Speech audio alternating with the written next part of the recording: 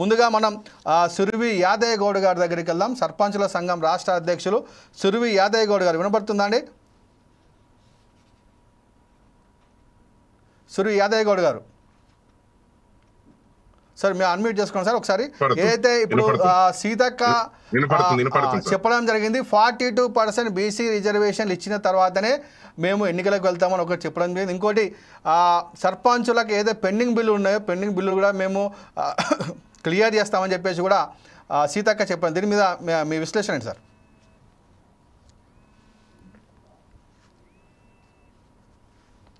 ప్రేక్షకులకు అదేవిధంగా ఈ డిబేట్ లో పాల్గొన్న వారికి అదేవిధంగా మీరు నిర్వహిస్తున్న ఈ డిబేట్ కు ప్రత్యేక వందనాలు. తెలంగాణ రాష్ట్రంలో యావత్ రాష్ట్రం మొత్తం చూసేది ఏంటంటే బీసీలకు కామారెడ్డి డిక్లరేషన్ అమలు పరిచినాకనే స్థానిక సంస్థ ఎన్నికలకు పోతుందని కాంగ్రెస్ పార్టీ పోతుందని ఆలోచనతోనే వీళ్ళు ఎన్నికల్లో కాంగ్రెస్ పార్టీకి అధిక మెజార్టీ బీసీలు ఓట్లేసి గెలిపించారు. బీసీలలో సర్పంచులు ఎక్కువ శాతం, అదే విధంగా ఎంపీపీలు, జెడ్పీటీసీలు, వార్డు మెంబర్లు అధిక పదవులు వస్తాయని ఆశతోని ఎదురు చూస్తున్న తరుణంలోనే స్థానిక సంస్థ ఎన్నికలు నిర్వహించాలనే ఈ ప్రభుత్వం ఒక కుట్రపూరితమైన ఆర్డినేషన్స్ అనేది తెచ్చింది. ఎందుకంటే కేంద్ర ప్రభుత్వానికి వీళ్ళు తీర్మానం చేసి పంపించిన దాన్ని కేంద్ర ప్రభుత్వము రాష్ట్రపతితో ఆమోదింపజేసేటందుకు గాని దాన్ని కేంద్రం పైన గాని ఈ బీసీ డిక్లరేషన్ మీద ఏ ఒక్క కార్యక్రమం కూడా ఈ కాంగ్రెస్ ప్రభుత్వం, కాంగ్రెస్ పాలకులు, అదే ముఖ్యమంత్రి గారు కానీ ఎటువంటి కేంద్రంతో దీన్ని చర్చించలేదు, కార్యక్రమాలు కూడా తీసుకోలేదు. కానీ స్థానిక సంస్థ ఎన్నికలు పెట్టాలనే ఆలోచనతోని ఆర్డినేషన్స్ అని తెచ్చి ఇక్కడ ఈ దేశంలో ఎక్కడ కూడా ఈ జీవోలు అనేది నిలవలేదు. హైకోర్టు ద్వారా కొటేషన్ ఎన్నో చూసినాం. కానీ ఇది ప్రజలని ఒక మభ్య పెడతందుకు, కాలయాపన చేసేందుకు ఒక ఆడుతున్న డ్రామాల్లా కనపడుతున్నాయి.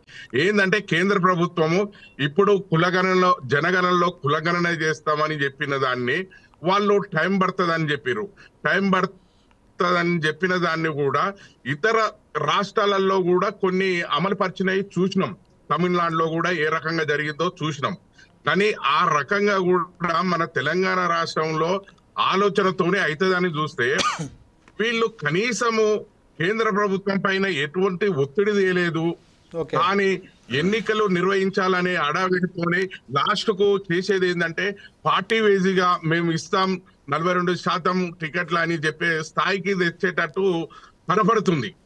కానీ మేము అనేది ఏంటంటే కేంద్ర ప్రభుత్వము ఒత్తిడి చేసి అన్ని బీసీ సంఘాలను, అదే అఖిలపక్ష రాజకీయ నాయకులని ముఖ్యమంత్రి గారు తోలుకొని పోయి కేంద్ర ప్రభుత్వం ఒత్తిడి చేసే బాధ్యత ఉంటది. కానీ అది మర్చిపోయి ఏమైనా కేంద్రానికి రాష్ట్రానికి ఇస్తే ఆర్డినెన్స్ అనేది కొట్టేస్తారు. కాబట్టి దీన్ని ఏ రకంగానైనా తప్పించుకోవాలని కేంద్రం చూస్తుంది, రాష్ట్రాలు చూస్తున్నాయి. ఈ క్రీడలో బలైపోయేది బీసీలని మరోసారి మోసం చేసినట్టు క్లియర్ గా కనపడుతుంది. ఇంకోటి స్థానిక సంస్థ ఎన్నికలు అంటారు. ఎన్నికలు పెట్టే ముందు మా సర్పంచ్ల ఈ పెండింగ్ బిల్లులు ఇవ్వకుండా అనేక మంది ఆత్మహత్య చేసుకుంటారు. ఈ ఆత్మహత్యలను కనీసం పరిష్కరించకుండా ఈ ప్రభుత్వం ఉన్నది. మేము అనేక సార్లు తెలిపినాం, ధర్నాలు చేసినాం. లాస్ట్ కు ఇందిరా పార్క్ కాడ కూడా ధర్నా చేసిన పరిస్థితి. కానీ ఇంత చెప్పినా గాని మా బిల్లులు ఇవ్వకుండా, అదే విధంగా కేంద్ర ప్రభుత్వంతోనే దాదాపు నెల 10 రోజుల కింద మహాత్మా గాంధీ ఉపాధి హామీ పథకం ద్వారా చేసిన పనులై 1200 కోట్ల పైచలకు ప్రతి రాష్ట్రానికి ఇచ్చేసింది బడ్జెట్ లో. ఇది 2023 నుంచి 25 వరకు పెట్టిన బడ్జెట్. ఇది ఇలా కొన్ని వర్కులు చేసినవి ఉన్నాయి. ఆ బిల్లులు కూడా ఇప్పటిదాకా అవి ఎటువంటి ఇవ్వలేదు. ఎందుకు ఇస్తలేవు అని అడిగితే టెక్నికల్ ప్రాబ్లం, ఆ ప్రాబ్లం, ఈ ప్రాబ్లం అని చెప్పి ఒక కాలయాపన చేస్తుంది. మరి ఎందుకు రాష్ట్రం అంటే కేంద్ర ప్రభుత్వం ఇచ్చిన పైసలు కూడా ఇప్పటిదాకా ఈ ఉపాధి హామీ పథకం ద్వారా మేము సీసీ రోడ్లు వేసినవి కానీ భవనాలు కట్టినవి కానీ ఆ పైసలు పెండింగ్ లో ఉన్నాయి 2024-25 మధ్యలో. అవి రిలీజ్ చేసే బాధ్యత కూడా ఈ రాష్ట్ర ప్రభుత్వం పైన ఉన్నది. కానీ ఇప్పటిదాకా ఈ నాన్ చూడడం ఇవ్వకుండా ఇబ్బంది పెడుతుంది.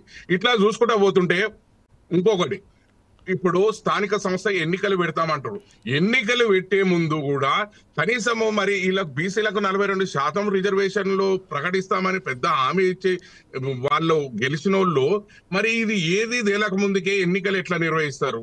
ఇంకొకటి, మా సర్పంచ్ల పెండింగ్ బిల్లుల మీద ఎటువంటి స్పష్టతమైన గానీ ప్రకటన గానీ ఇవ్వకుండా ఎన్నికలు పోతామనేది ఎంతవరకు కరెక్ట్?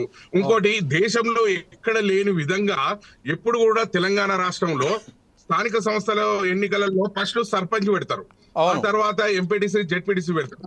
ఇప్పుడు ఇది ఇక్కడ ఈ రాష్ట్రంలో ఎంపీటీసీలను జెడ్పీటీసీలను పెడతాం అనేది ఇది ఎంతవరకు కరెక్ట్? అంటే మొన్న రుణమాఫీ రైతు బంధు పైసలు వేసినామని ఆ ఓట్ల కోసం పార్టీ సింబల్ గుర్తుంటది గెలుస్తామనే ఆశతోన మరి ఏంది ఇట్లాంటివి చేసుకుంటా పోతే గ్రామాలలో ప్రజలు ఇప్పటికీ ఎదురు చూస్తున్నారు. వీళ్ళు ఇచ్చిన 6 గ్యారంటీలు 420 హామీలలో బలమైన హామీ పెళ్లి చేసిన వారు కళ్యాణ లక్ష్మి 1,16,000తో పాటు తులం బంగారం వస్తుందని ఎదురు చూస్తున్నారు, అది ఇవ్వలేదు. ఇట్లా పోతే చదువుకున్న విద్యార్థులు స్కూటీలు వస్తామన్నారు, అది వాళ్ళు ఎదురు చూస్తున్నారు. ఇట్లా చూసుకుంటూ పోతే గృహలక్ష్మికి 2,500 రూపాయలు అవి వస్తాయి అన్నారు, కానీ ఎక్కడ ఏమి లేవు. మరి వీళ్ళు ఏ రకంగా అని ముందుకెళ్దామని చూస్తుంది ప్రభుత్వం? ఇది ప్రజా ప్రభుత్వం అంటారు, ప్రజాపాలన అంటారు, కానీ ప్రజలు ఇబ్బంది పడుతున్న దాన్ని పరిష్కరించే దాంట్లో చొరవ చూపడం లేదు. ఏమైనా వీళ్ళు ఏమన్నా పెద్ద కాంట్రాక్టర్లు పెద్ద చేసిన వాళ్ళకేమో డబ్బులు వస్తున్నాయి, మేము చిన్న గ్రామ పంచాయతీలో పెండింగ్ బిల్లులు ఉన్నాయి, మా బిల్లులు ఇవ్వకుండా ఇబ్బంది పెట్టడం, ఇది సీతక్క గారికి కూడా అనేక సార్లు తెలియజెప్పినాం, అయినా పరిష్కరించకుండా ఉన్నది. ఇప్పటిదాకా సమ్మన్న గారు ఉన్నారు ఈ కాంగ్రెస్ పార్టీ నుంచి ఇలా, ఆ సమ్మన్న గారు కూడా జర ఆలోచించాలి. స్థానిక సంస్థ ఎన్నికలు పెడతామంటారు, మరి ఎన్నికలు పెట్టే ముందు మా పెండింగ్ బిల్లు మరి కొత్త పాలకవర్గం వస్తే మాకు ఇచ్చేటందుకు కూడా ఏ రకంగా ఇవ్వగలుగుతుంది, వాళ్ళు ఏం అభివృద్ధి పనులు చేయగలుగుతారు ముందు ఆలోచించి సమ్మన్న గారు కూడా ఈ ఎన్నికల ఇచ్చే బాధ్యత కూడా సమ్మన్న గారు సమాధానం చెప్పాలి. మనం ఇప్పుడు లక్ష్మీ నరసింహారెడ్డి గారు అయితే